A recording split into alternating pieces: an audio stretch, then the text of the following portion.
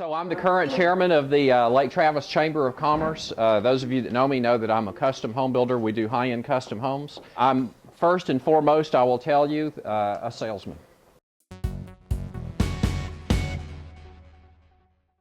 The topic I picked for today is the 98% salesman. We're told our whole life, if you get a 95, a 98 or so, that you're on top of your game. In business, 98% conceivably could be failing. So let me just give you some examples that I wrote down of the 98% salesman. For example, good service at a business with a negative or bad attitude. That means that you paid your money, you got what you were supposed to, but the person behind the counter just didn't make you feel warm and fuzzy about doing business with you. What's another example?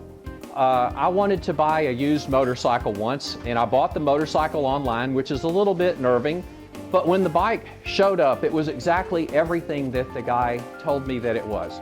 And when I got to move it into my garage, I noticed that it only had one key.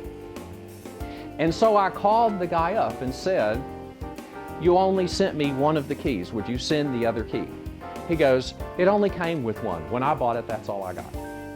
So within a couple of days, I went to a key shop and got a key made for about $3. And in my world, that guy was $3 away from being a 100% salesman. Somebody who walks right up to the line and does almost everything right. But those are the kind of people that are what I would call in the marketing business up for grabs. Let's then talk about what we would consider to be 100%. I made a few notes at my office. 100% would be the people that you get what you pay for. You get good service, good equipment, good food, good whatever. But if 98% is not acceptable, then 100% becomes what? It becomes acceptable. You know, if you do everything someone's given you the money to do correctly, that's what they expect.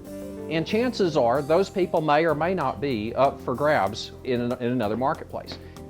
So if 98% is below average and 100% is average, how do you stand out? We flew to Hawaii one time and we used frequent flyer miles off of our American Express card to upgrade to first class. If you've ever done that, it's kind of cool. But if you do it with a 12-year-old, they don't really get it. 110% flight attendant saw that he was not eating and just dillying around, and she said, "Can I get you something else?" The flight attendant disappears and she comes back up with 2 cheeseburgers and puts them on his plate, and the kid was over the top. That is not 98%. That's not 100%. That's 110, and I said it was continental because I hope you guys give them your business sometime. How many of you think that the 98% salesman is not good enough? Right, by a show of hands. How many of you think that the 100% salesman is not good enough? And how many of you, I'm not going to ask you if you are, but how many of you would like to be the 110% salesman as often as you can? Our next presentation is going to be good to great. We thank you all for joining us. Thank you for your membership at the Chamber. Thank you all. Go back to work.